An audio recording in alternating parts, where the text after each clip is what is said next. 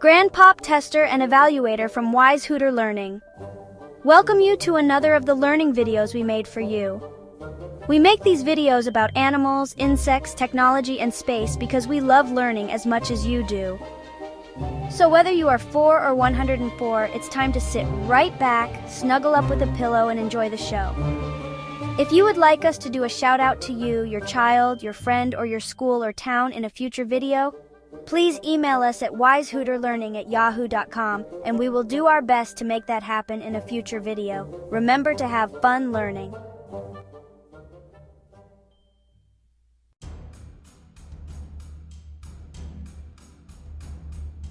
Yo, what's up, wildlife enthusiasts?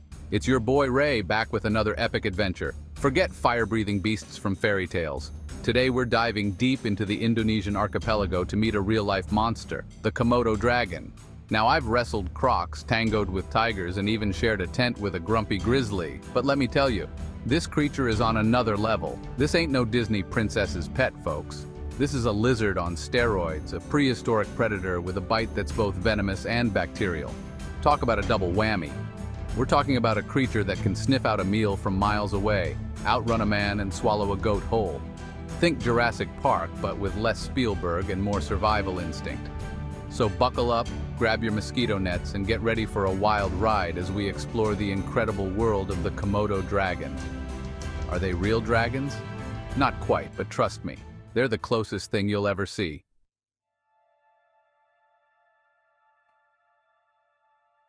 Picture this: scorching sun, volcanic rock, and a landscape straight out of a dinosaur documentary.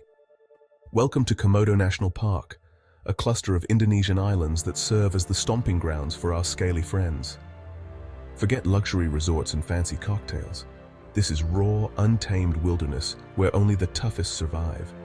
These dragons are the undisputed kings and queens of their domain, ruling over a kingdom of sun-baked hills, thorny scrubland, and mangrove-fringed coastlines.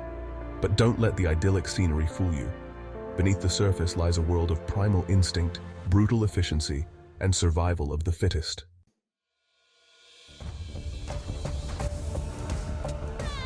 So you're thinking of planning a Komodo dragon safari?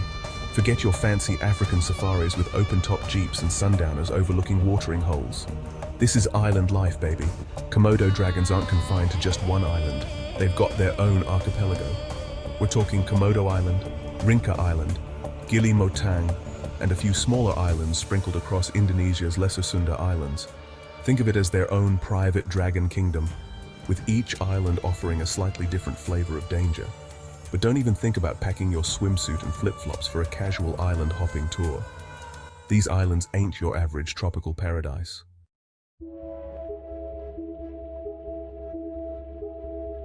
Now, you might be wondering why these dragons haven't taken over the world yet with their own island chain and all.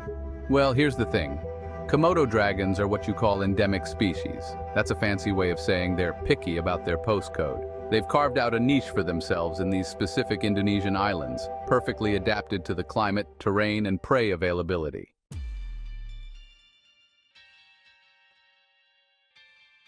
But let's not forget, these dragons aren't just sunbathing lizards. They're apex predators at the top of the food chain, and built for one thing: hunting.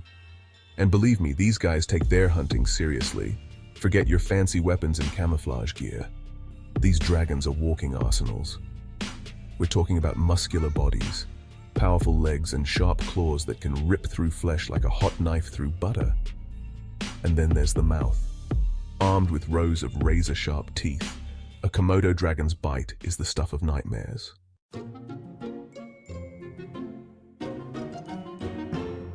Now, you might be picturing these Komodo dragons as picky eaters, turning their noses up at anything that doesn't involve a 3-course meal and a silver service.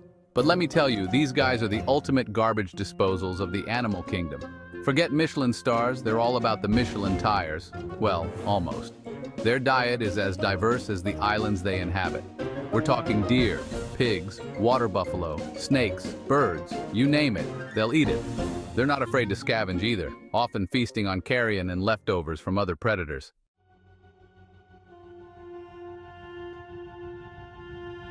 But don't let their scavenging habits fool you. These dragons are also skilled hunters. They're masters of disguise, blending seamlessly into their surroundings, waiting for the perfect moment to strike.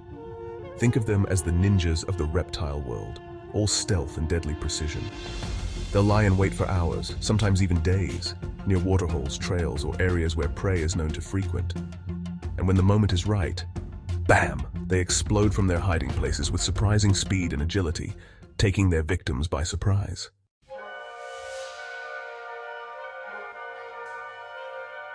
Dinner bell, it's what's for dinner. Now you might be wondering how these seemingly sluggish lizards manage to catch their prey. Well, it's all about the senses, baby. These dragons are equipped with a super-powered sniffer that would put a bloodhound to shame. Their forked tongues, constantly flicking in and out, are like biological radar dishes, picking up scents from miles away. They can detect the scent of blood, sweat, and even decomposing flesh from a distance that would make your average human gag.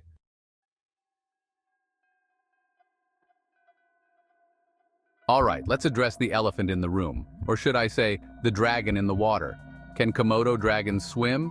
You bet your sweet survival kit they can. They might not be winning any Olympic medals for synchronized swimming, but don't let that fool you. These guys are no strangers to water. They've been known to paddle between islands, chasing after a tasty meal or perhaps just enjoying a refreshing dip on a scorching day. Their powerful legs and muscular tails propel them through the water with surprising grace. They're not exactly Michael Phelps, but hey, they get the job done. It's time for a shout-out from Tester, Evaluator, and Grand Pop at WiseHooterLearning to our wonderful subscribers and all of you who have supported our channel. Thank you, one and all.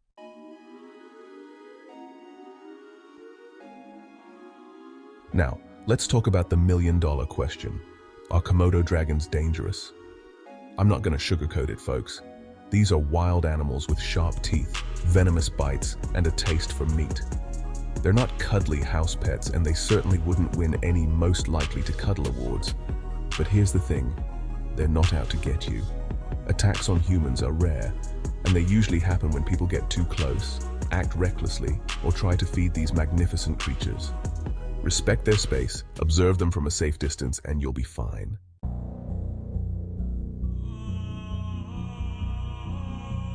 But let's not pretend that these dragons are harmless.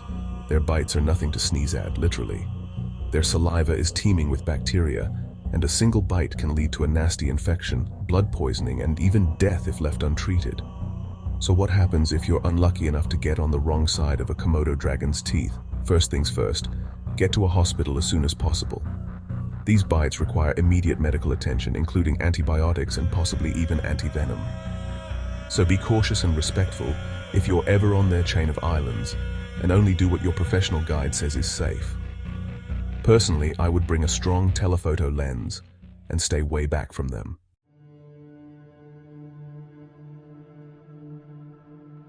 All right, let's talk about the Komodo dragon's hunting techniques, and trust me, it's not for the faint of heart. Forget your romanticized notions of a fair fight. These guys play dirty, and they play to win. Their secret weapon, a lethal cocktail of bacteria that turns their mouths into biological weapons factories. First, they deliver a lightning-fast bite, sinking those razor-sharp teeth deep into their victim's flesh. Then, they release a torrent of saliva, loaded with over 50 different strains of bacteria, into the wound.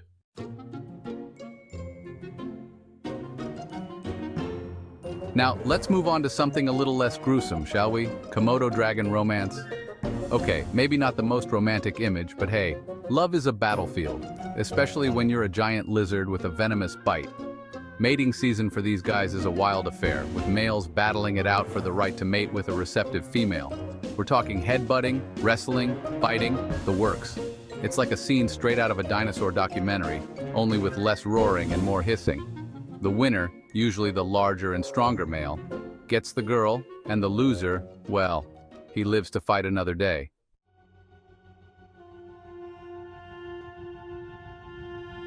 Talk about being thrown into the deep end. Baby Komodo dragons hatch into a world where danger lurks around every corner, even from their own kind. Cannibalism is rife among these youngsters, with bigger, stronger hatchlings often making a meal out of their smaller, weaker siblings.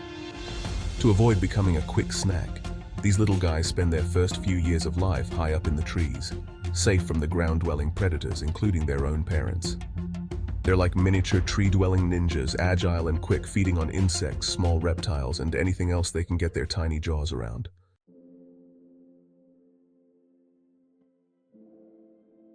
We've talked about their hunting skills, their love lives, and their brutal childcare methods.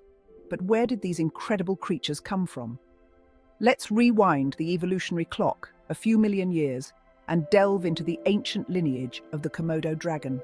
Hold on to your hats, folks, because we're going way back to a time when giants roamed the earth. Believe it or not, these modern-day dragons are living fossils, remnants of a bygone era when reptiles ruled the planet. Their ancestry can be traced back to a group of giant lizards that lived millions of years ago, including the awe-inspiring Megalania, a behemoth that dwarfed even the largest Komodo dragon. Imagine a lizard the size of a bus, armed with teeth like steak knives and a swagger that could make a T-Rex jealous.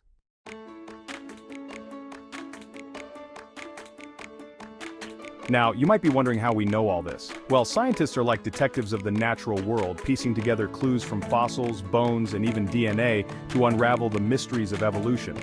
By studying fossils and comparing the anatomy of different lizard species, scientists have been able to trace the Komodo dragon's lineage back millions of years, connecting them to a group of ancient reptiles that once roamed Asia and Australia. And the Komodo dragon, standing proud as the last of its kind, is a testament to the power of nature to create extraordinary creatures.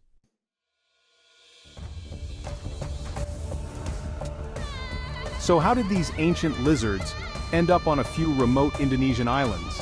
Well, it's a tale of continental drift, changing climates, and a whole lot of reptilian resilience. Millions of years ago, when the continents were still shifting and grinding against each other, the ancestors of the Komodo dragon were already making their mark on the world. They roamed vast territories, adapting to different environments and evolving into a diverse range of species. But as the climate changed and sea levels rose, these ancient lizards found themselves isolated on islands, cut off from their mainland counterparts. And that's where the real adventure began. Forced to adapt to their new island homes, these isolated populations evolved in unique ways, developing the traits and characteristics that make the Komodo dragon such a formidable predator today.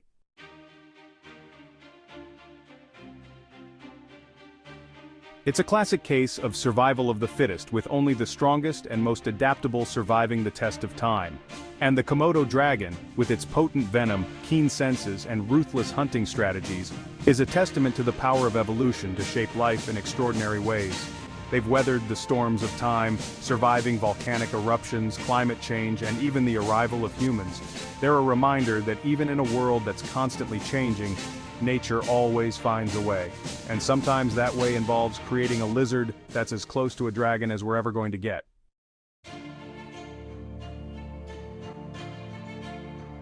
Now, let's talk about the myths and legends surrounding these incredible creatures.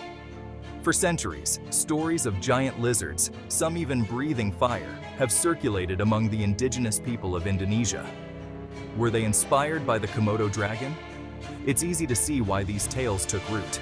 In a world where the line between reality and myth was often blurred, the Komodo dragon, with its fearsome appearance and deadly reputation, must have seemed like a creature straight out of a legend. Stories of giant lizards, capable of swallowing men whole and spitting fire, were passed down through generations, becoming ingrained in the fabric of local folklore. These tales, often exaggerated and embellished with each telling, served as cautionary reminders of the power of the natural world and the creatures that inhabit it. They spoke of a time when humans lived in closer proximity to nature, both respecting and fearing its raw power.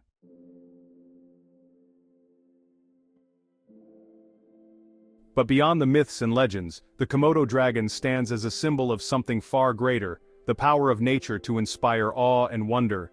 In a world increasingly dominated by humans, these creatures offer a glimpse into a time when reptiles ruled the earth. They are a reminder that we share this planet with creatures that are both magnificent and terrifying, creatures that have survived for millions of years, adapting to challenges that would make even the toughest human tremble. Their existence is a testament to the resilience of life, the power of evolution, and the importance of preserving the delicate balance of nature. As we continue to explore the world around us, let us remember the lessons we can learn from these ancient creatures. Let us approach them with respect, curiosity, and a healthy dose of awe. For in their survival, we find a reflection of our own connection to the natural world, a world that is both beautiful and unforgiving, awe-inspiring and humbling.